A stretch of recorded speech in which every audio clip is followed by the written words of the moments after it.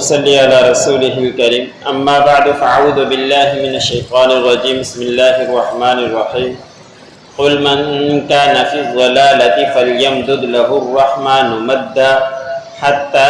إذا رأوا ما يوعدون إما العذاب وإما الساعة فسيعلمون من هو شر مكانا وأضعف جندا ويزيد الله الذين اهتدوا هدى والباقيات الصالحات خير عند ربك ثوابا وخير مردا أفرأيت الذي كفر بآياتنا وقال لأوتين مالا وولدا اطلع الغيب أم اتخذ عند الرحمن عهدا كلا سنكتب ما يقول ونمد له من العذاب مدا۔ سورۃ مریم کا درس چل رہا ہے۔ اسی سورت کی آیت نمبر 75 سے لے کر 79 تک تلاوت کی۔ گزشتہ آیتوں کے اندر اللہ رب العزت نے فرمایا کہ کافر لوگ مسلمانوں کا، صحابہ اکرام کا مذاق اڑایا کرتے تھے اور کہا کرتے تھے کہ تمہارے پاس کچھ بھی نہیں ہے، ہمارے پاس بہت کچھ ہے، ہمارے پاس مال ہے اور ہمارے پاس مکانات بہت اچھے ہیں، ہماری بہت ہی اولاد ہے، ہماری مجلسیں اچھی ہیں، تمہاری مجلسیں اچھی نہیں، ہمارے مکان اچھے ہیں، تمہارے مکان اچھے نہیں، تم جو بیٹھتے ہو غربا بیٹھتے ہو، ہم سارے مالدار بیٹھتے ہیں۔ تو ان کے جواب میں اللہ رب العزت نے کل مختصر فرمایا تھا، حکیمانہ جواب ایک دیا تھا کہ ہم نے اس سے پہلے کتنے لوگ ہلاک کیے جو تم سے زیادہ مال کے اعتبار سے اچھے تھے، مجلس کے اعتبار سے اچھے تھے۔ فرعون، قارون، مال بھی ان کے پاس بہت تھا لیکن انہوں نے وقت کے نبی کی بات کو نہیں مانا اور انہوں نے بہت دنیا کے اندر ہی واہ واہ کی، اپنے آپ کو سب کچھ دنیا ہی سمجھ لی تھی انہوں نے، تو ان کو بھی ہم نے ہلاک و تباہ برباد کر دیا۔ تو تم تو اس سے کم ہو، تو پچھلے جو لوگ ہلاک ہو چکے ہیں ان سے عبرت حاصل کرو۔ پھر اللہ رب العزت نے آج کی آیت میں فرمایا کہ نبی ان سے کہہ دیجئے کہ جو کوئی ہے گمراہی کے اندر مبتلا تو اللہ رب العزت ان کے لیے لمبا کر دے گا، رحمان مزید کچھ مدت دے دے گا ان کو لمبی، یہاں تک کہ جب وہ دیکھ لیں گے وہ چیز جس کا اللہ رب العزت نے ان سے وعدہ کر رکھا ہے۔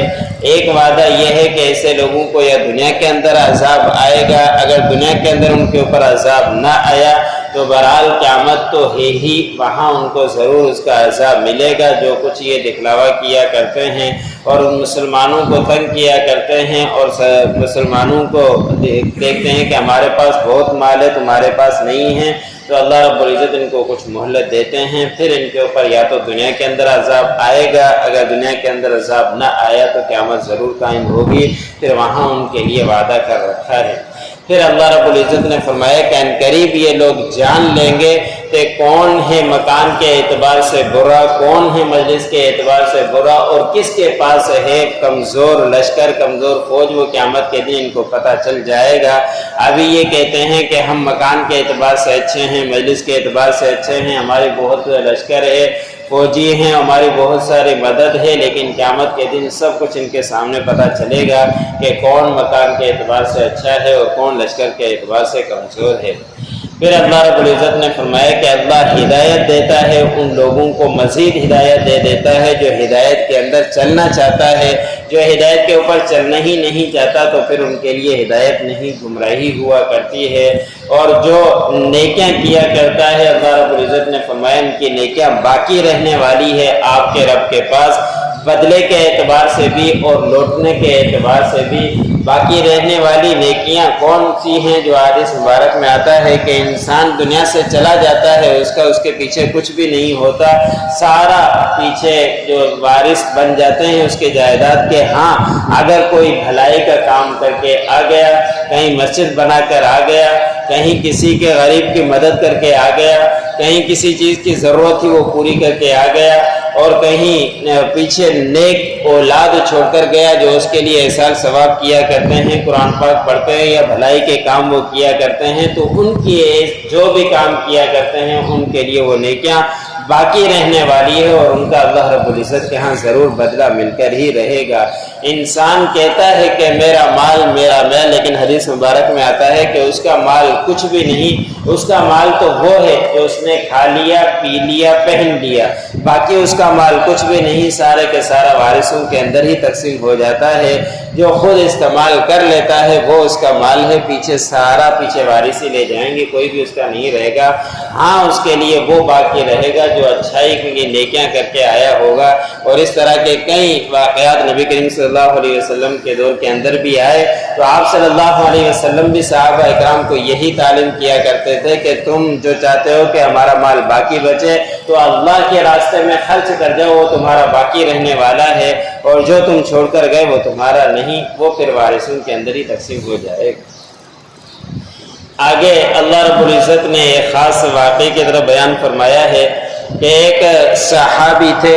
ان کا نام تھا خباب بن عرط رضی اللہ تعالی عنہ۔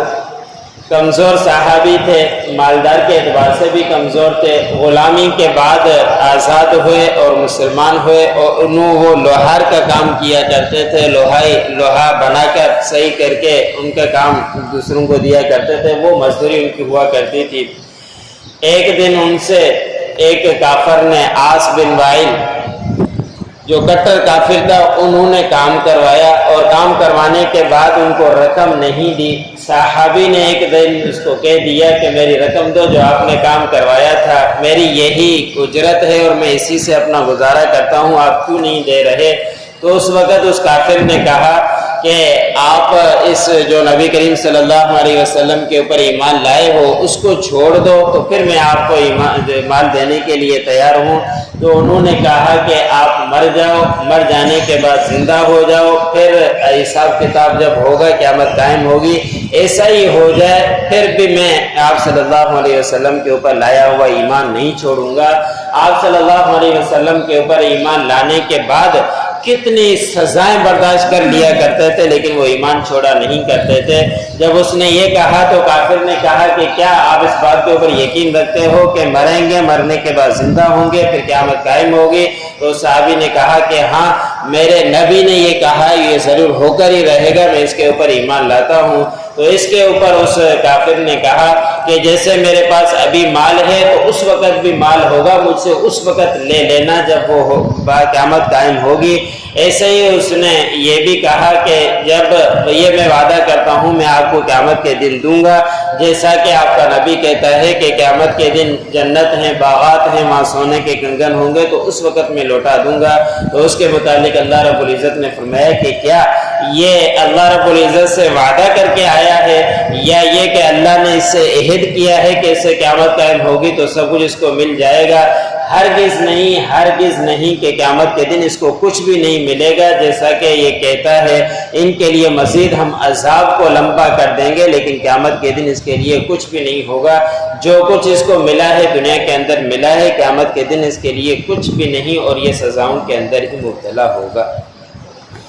قُلْ مَنْ كَانَ فِي الضَّلَالَةِ فَلْيَمْدُدْ لَهُ الرَّحْمَنُ مَدًّا، کہہ دیجئے کہ جو کوئی ہے گمراہی میں تو اس کے لیے ہم لمبا کر دیں گے، اس کے لیے رحمان لمبا کر دے گا، مزید سزاؤں کے اندر لمبائی۔ حَتَّى إِذَا رَأَوْا مَا يُوعَدُونَ إِمَّا الْعَذَابَ وَإِمَّا السَّاعَةَ، یہاں تک کہ جب وہ دیکھیں گے جس چیز کا وعدہ کیا گیا ہے، یا تو دنیا کے اندر وعدہ ہے کہ عذاب کا وہ آ جائے، وَإِمَّا السَّاعَةَ یا قیامت قائم ہو جائے، وہ دوسرا وعدہ ہے۔ فَسَيَعْلَمُونَ مَنْ هُوَ شَرٌّ مَكَانًا وَأَعْظَمُ جُنْدًا، بس ان قریب وہ جان لے گا جو کون ہے زیادہ گمراہی کے اندر مبتلا، اور کون یا یہ جان لے گا کہ کس کی ہے فوج کمزور۔ وَيَزِيدُ اللَّهُ الَّذِينَ اهْتَدَوْا هُدًى، اور اللہ رب العزت بڑھا دیتے ہیں ان لوگوں کے لیے ہدایت جو ہدایت پر چلنا چاہتا ہے۔ وَالْبَاقِيَاتُ الصَّالِحَاتُ، اور باقی رہنے والی نیکیاں، خیر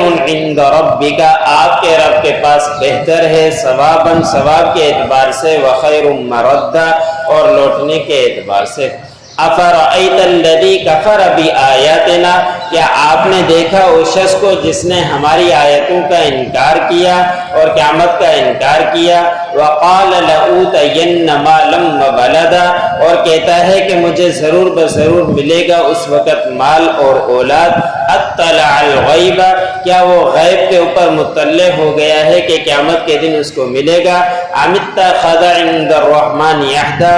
یا رحمان کے پاس اس نے بنا رکھا ہے کوئی عہد؟ کلا، ہرگز نہیں، سنکتب ما یقول، ہم قریب ہم لکھیں گے جو کچھ وہ کہتا ہے، ونمد لهم من العذاب مدا، اور ہم ان کے لیے عذاب کو بڑھا دیں گے مزید عذاب کا بڑھانا۔